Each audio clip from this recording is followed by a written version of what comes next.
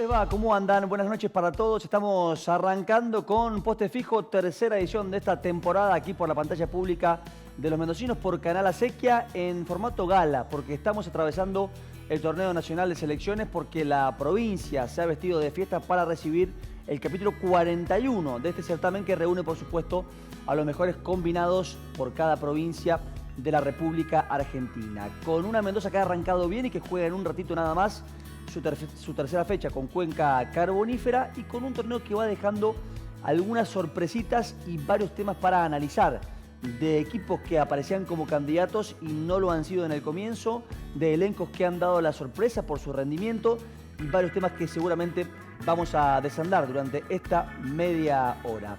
Para la provincia de Mendoza, lo que decíamos, un comienzo que fue complicado porque abría la zona, porque cerraba la jornada del día domingo en el Aconcagua, pero ponía puntapié inicial para el equipo borrabino en el grupo A con Tucumán. En la previa era uno de los rivales que uno decía, tiene con qué Tucumán, pero era de los ganables. Bueno, gran partido del equipo del norte que lo complicó y mucho a Mendoza. Una Aconcagua Arena que estuvo a pleno, esto es otro tema que hay que decirlo, pero entre el piso del parquet, el público y los nervios del debut, a Mendoza no solamente se le hizo cuesta arriba el partido, sino que lo arranca perdiendo, por esa muy buena definición de Sánchez ante la salida de Fede Pérez. Se enmudecía el estadio.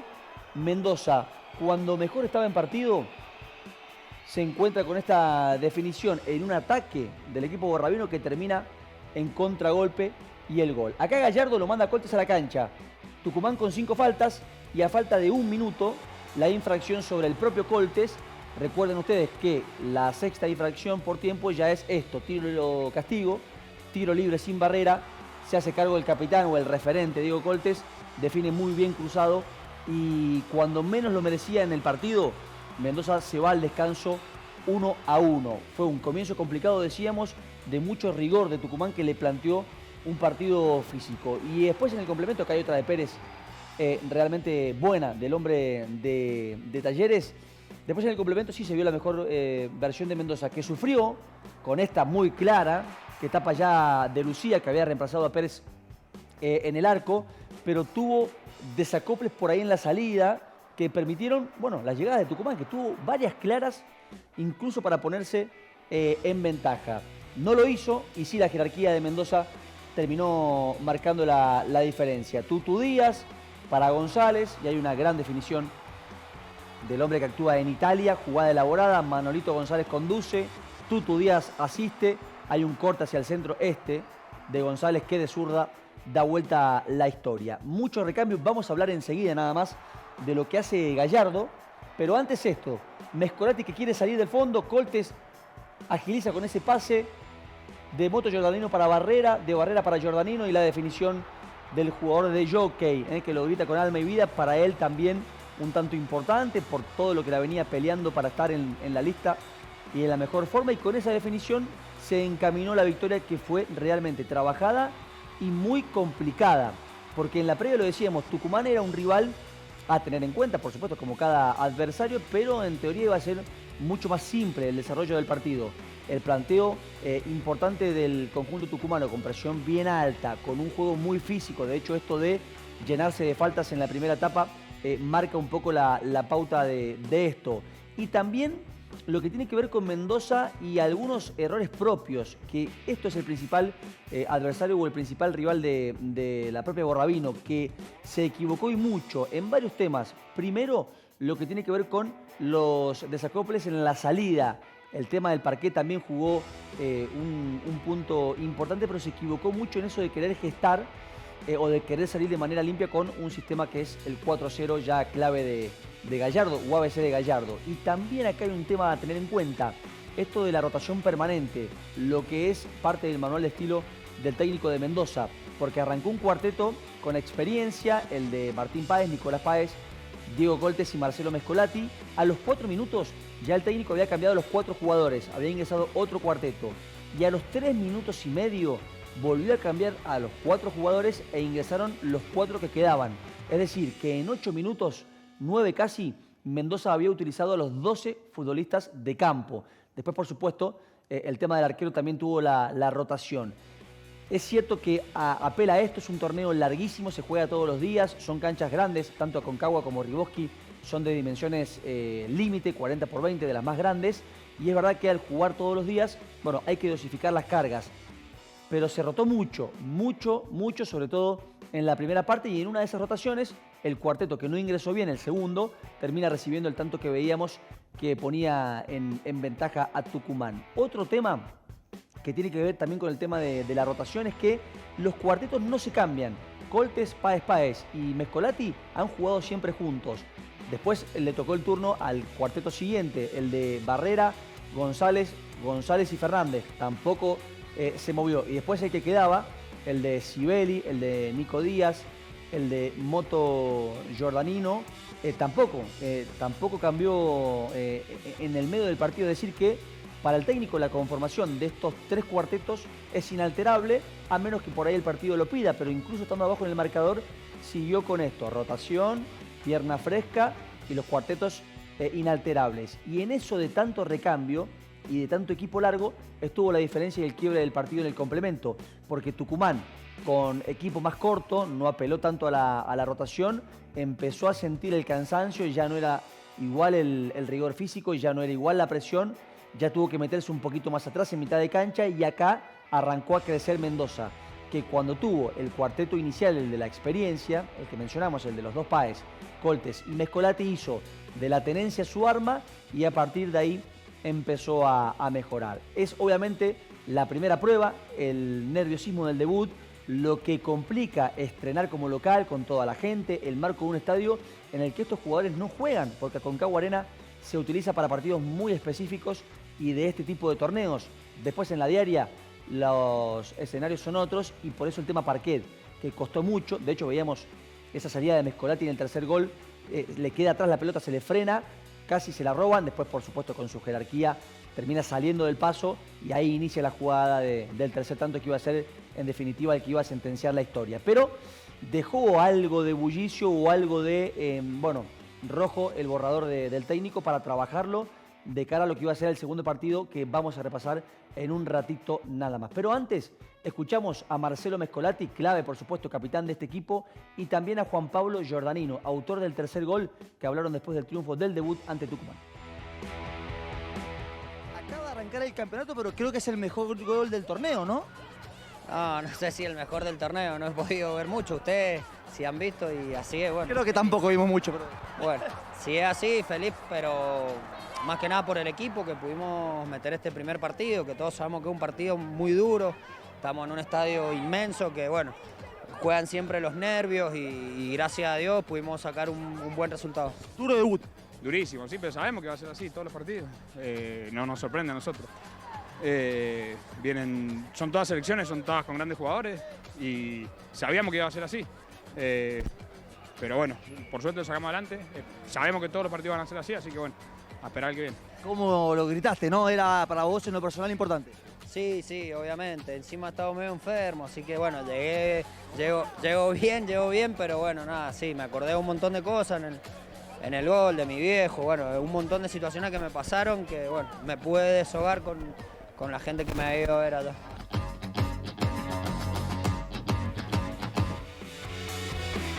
A tener en cuenta a Tucumán, un rival realmente que le puso las cosas muy complicadas a Mendoza y que en la segunda fecha goleó a Cuenca Carbonífera, justo el rival que va a enfrentar en un ratito nuestro seleccionado Borrabino. La palabra de Mescolati y también la palabra de Coltes. En ese capítulo inicial también hubo victoria de Río Gallegos, que le ganó a la Cuenca, y ahora vamos a meternos en lo que iba a ser la segunda jornada, ya mudándonos de estadio, sí a algo más conocido o más familiar para los jugadores, como lo es el Juan Domingo Riboski, allí en el departamento de Maipú. Siempre Mendoza cerrando la jornada, que arranca 12:45 con el primero de los 6 partidos y que cierra siempre con el papel y la actuación del seleccionado que es local y que por eso va al horario central, el que da inicio cerca de las 21:15.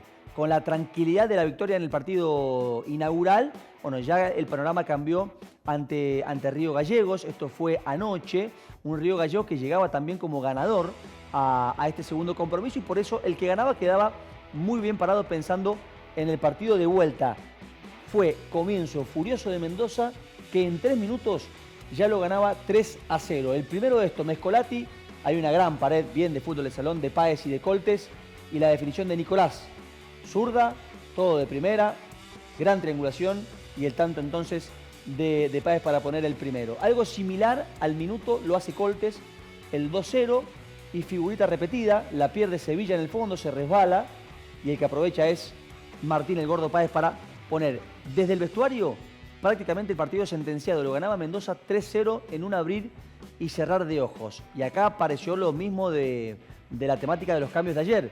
Cuartetos nuevos, cambia Gallardo, 4 primero, a los 4 minutos otros 4 y a los 4 minutos otros 4. Y uno de ellos, Barrera, pierde la pelota acá para que el propio Sevilla marque el tanto de Río Gallegos. Más allá de esto, a Mendoza no se le complicó nunca el partido, tuvo algunos errores como estos en la salida que los tiene que ajustar pensando ya en lo que puede ser el mata-mata de cuartos de final, pero fue una exhibición o fue show de Mendoza en cuanto a situaciones y en cuanto al dominio.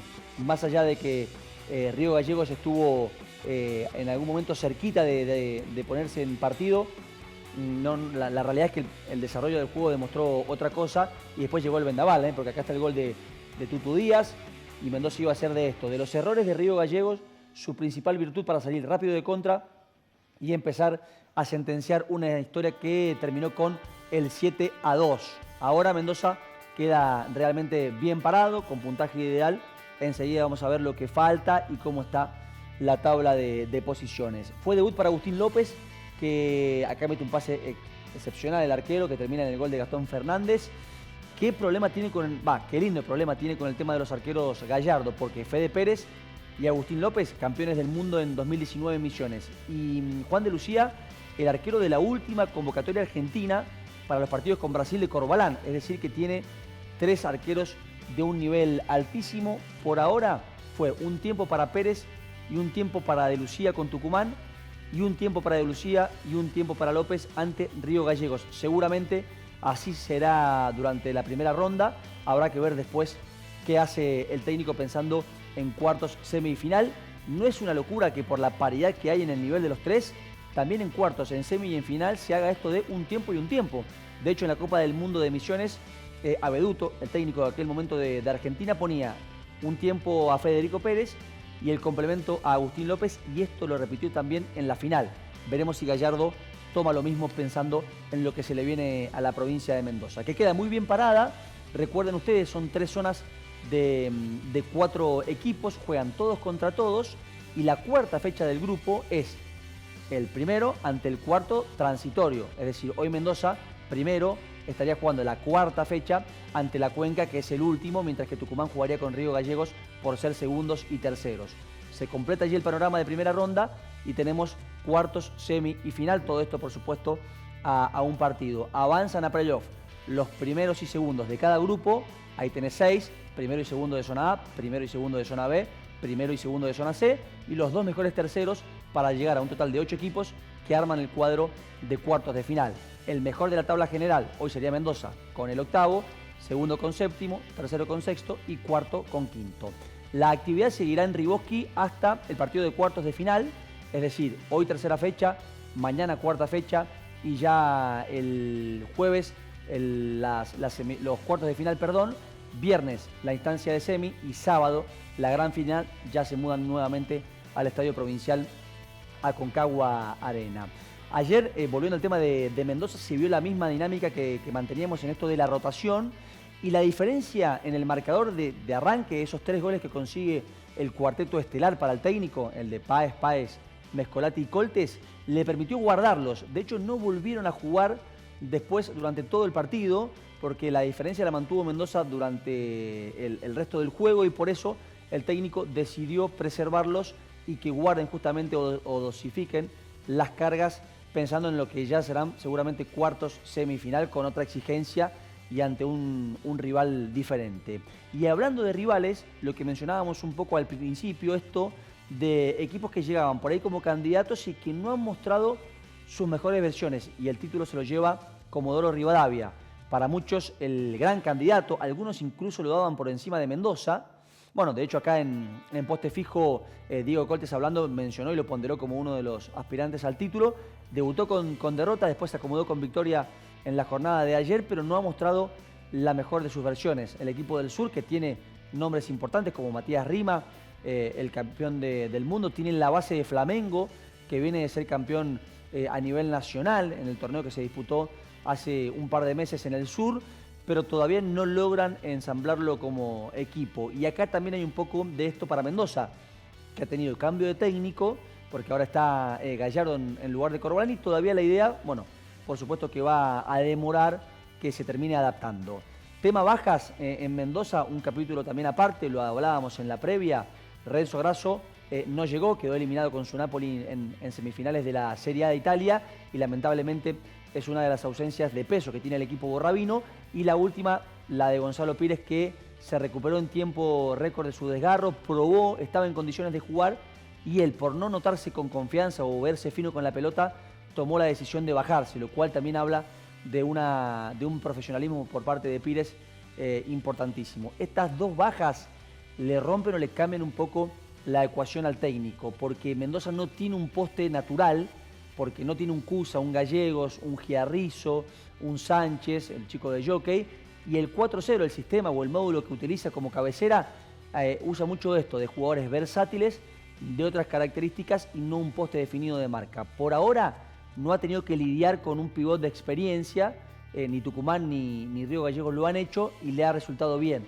Veremos si más adelante algún pivot de esos mañosos o que juegan mucho con el tema de los brazos y son referencia de área, le cambia un poco, le puede complicar porque no tiene, como decimos, un poste netamente defensivo. En un ratito va Mendoza, 21-15 como siempre en Riboski, juega su tercera fecha ante Cuenca, el último del grupo, pero vamos a hacer un repaso de lo que ha sido hasta el momento los resultados del capítulo número 2, de lo que ha dejado la segunda jornada de este torneo nacional de selecciones, con la victoria que repasábamos de Mendoza, 7-2 ante Río Gallegos, y el triunfo, insisto, anoten a Tucumán, goleada incluida 6-1 ante Cuenca Carbonífera. Esto por la zona A. ¿Qué pasó en la zona B?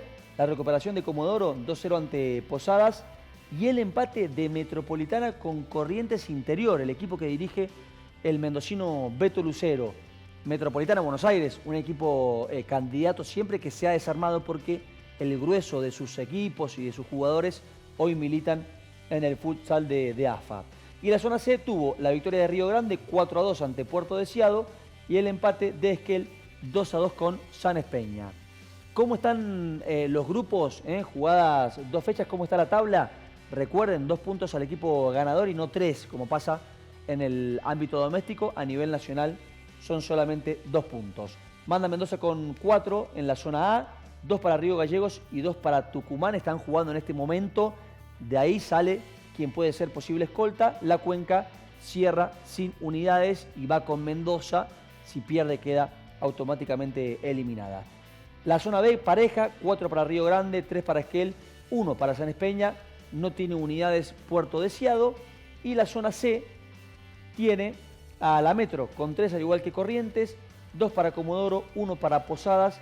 Sin dudas este grupo, el denominado de la muerte, porque Metropolitana, al margen del éxodo que ha tenido a AFA, siempre es un rival a tener en cuenta, porque Corrientes ha crecido un montón y dio el batacazo en el debut venciendo a Comodoro, y porque lo que decíamos, Comodoro Rivadavia no deja de ser un rival por nombres importante, un candidato en la previa que no ha arrancado bien, pero que seguramente va a estar ya en la etapa de cuartos de final. Fundamental, lo que insistimos, volviendo al tema Mendoza, creo que a Gallardo esta fecha ante un rival, el peor de la zona, y la de mañana, que posiblemente sea ante Cuenca, si podemos poner la tabla de la zona A de vuelta, por favor, para hablar de esto, de cómo se juega la cuarta jornada, por favor. Cómo está la tabla en la zona A, porque recuerden, primero va con cuarto, gracias. Si hoy terminase la tercera fecha, vamos a poner ese ejemplo, Mendoza primero juega la cuarta fecha del grupo con la Cuenca y Río Gallegos juega con Tucumán segundo y tercero. Ahí se completa la primera ronda, son 4 partidos de la fase de grupos y a partir de ahí sí ya nos vamos al tema de los cuartos. Por eso para Gallardo será importante guardar o hacer jugar lo menos posible a los jugadores de experiencia, que en definitiva también son los más grandes en la edad. Y es este cuarteto con el que abre los partidos. Marcelo Mescolati, fundamental, el número 10 de la selección argentina. Martín Páez, que está en un nivel muy bueno, ayer gol incluido. La experiencia, por supuesto, de Diego Coltes y lo que le puede dar ese desequilibrio de Nicolás Páez. Ese cuarteto, el que va a tener para abrir los partidos y cuando el panorama esté complicado para cerrarlos, es al que le va a dar seguramente pocos minutos pensando en hoy, si se cumple la lógica, un partido más simple y mañana otra vez posiblemente ante la Cuenca, bueno, también para darle poquito rodaje a estos jugadores que decimos en definitiva serán los que en los momentos complicados, o por lo que ha mostrado el cuerpo técnico, van a estar cerrando los partidos o apareciendo en esas situaciones más difíciles de partido. La actividad, como decimos, va a cerrar en un ratito con Mendoza. Hay tiempo para comprar entradas, se pueden adquirir en taquilla a un precio de 200 pesos. Mañana también allí en Riboski, ya son los cuartos el jueves ante, bueno, obviamente el marco del público de Riboski, semi y final en el Aconcagua. Es difícil ir viendo algún posible rival de Mendoza porque no es como en los mundiales de fútbol donde zona A cruza con zona B, zona C con zona D. Acá es primero la tabla general, de allí el que quedó primero va, como decíamos, con el octavo, el segundo con el séptimo, el tercero con el sexto y el cuarto con el quinto. Por eso es complicado definir cuál puede ser un hipotético rival cuando todavía a Mendoza le quedan encima 2 partidos por delante. Una cosita más, la ausencia de Ushuaia, un rival emblemático, un rival más que importante, un rival que ha sido histórico, que de hecho es el segundo más ganador después de Mendoza, que perdió la categoría, porque recuerden ustedes que en lo que tiene que ver con el campeonato de selecciones está el campeonato A, y está el campeonato B, que sería el ascenso en lo que respecta a Argentina. Ushuaia tuvo un muy mal campeonato previo a la pandemia, descendió y por eso no está acá, que es habitualmente otro de los aspirantes en cada torneo nacional. Bueno, es una baja más que sensible. Y lo último tiene que ver con el técnico del seleccionado argentino, con Armando Corbalán. Lo tuvimos también aquí en el estreno de Poste Fijo en Canal Acequia, porque está por supuesto toda la jornada allí viendo en vivo lo que pueden ser posibles convocados al seleccionado nacional. De la base con la que él ya cuenta, van apareciendo algunos nombres que seguramente los guarda en su borrador. Y acá mencionamos a lo que decíamos, el caso de Sevilla, de Río Gallegos, que había tenido un muy buen debut con la Cuenca y que ayer mostró otra buena versión más allá de la derrota con Mendoza. Lo de Sánchez en Tucumán. Tucumán tiene algunos jugadores que no habían sido por ahí tenidos en cuenta en el proceso que acaba de arrancar. De hecho, Córdoba, su mejor jugador, no vino por un tema de lesión, pero seguramente ha tomado nota de lo que ha mostrado Tucumán también. Corrientes con algunos nombres a tener en cuenta. Digo, son jugadores que no estaban en la nómina habitual, como sí aporta Mendoza, como aporta Comodoro, como aporta la Metro, como aporta Misiones, y que el cuerpo técnico ya ha tomado seguramente nota de esto y los va a tener en cuenta, uno imagina, para una próxima concentración. No hay nada seguro, también lo contó Corbalán a esto, no hay nada a la vista, no hay posible fecha para que se puedan reunir y bueno, veremos en cuanto aparezca una convocatoria si alguno de los que hace un buen papel se termina llevando o ganando un lugar por lo menos en una preselección a nivel nacional. Y antes de cerrar, porque ya se nos viene Mendoza como decíamos, y ustedes lo pueden seguir por el streaming de la federación, la final la van a seguir seguramente por la pantalla pública de los mendocinos. Para Mendoza, lo que también habíamos comentado en la previa, que tiene que ver con el recambio de generación de aquel equipo histórico de Corbalán, que ganó 5 títulos en fila, a este que tiene nombres nuevos, y hay que tener nombres, y son nombres, perdón, que hay que tenerlos en cuenta. El caso de Santiago Barrera, que no ha mostrado su mejor versión hasta ahora, pero que tiene un montón por delante y para dar. Y el caso de Manolito González. Manolito, por lo que es, tiene apenas 19 años, el chico que se formó en Obras, que hoy juega en Don Orione y que la está rompiendo, desfachatado, chiquitito, gurrumín, pero con una técnica y con un futuro sobre todo muy importante. Esto es el mix que ha llevado Gallardo, de jugadores con recorrido: Caso Pérez, López en el arco, Mescolati, Martín Páez, Nicolás Páez, Diego Colte, Juan Pablo Giordanino, una base que está en el medio, y acá por ahí la bandera es Luciano González, el hombre que actúa en Italia, o Tutu Díaz, que también juega en Europa, y después ya este recambio, esta C20 que fue campeona aquí en San Rafael en la temporada pasada y que empieza a mecharse de a poquito en el seleccionado absoluto. Barrera, Sibeli, González, los chicos que van apareciendo, que van pechando de atrás y que ya se van instalando, mezclando con los mayores. Mendoza tiene esto del presente, obviamente con su jerarquía, y sobre todo del futuro, porque lo que se le viene a Mendoza con las camadas de inferiores es realmente muy importante. No por nada, en la última temporada o en el año anterior a la pandemia, ganó los 4 campeonatos. Fue campeón en la mayor, fue campeón en la C20, en la C17 y en el femenino. Bueno, lo que marca el dominio de nuestra provincia en el plano argentino. Vamos cerrando este capítulo de Poste Fijo.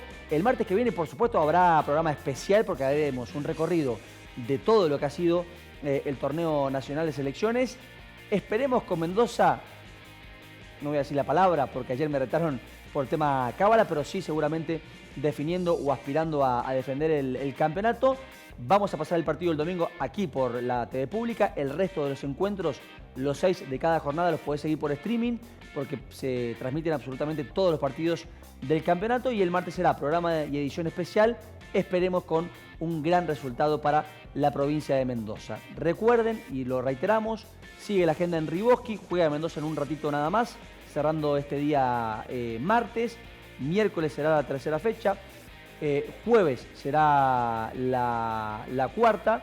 De ahí tenemos semifinales y la gran final para ya bajarle la persiana a este torneo nacional de selecciones. Capítulo 41 que tiene la provincia de Mendoza intentando conseguir su 6ª corona en fila y el 13º en total. Gracias como siempre por la compañía. Nos reencontramos el próximo martes. Esperemos con un buen resultado para la provincia de Mendoza.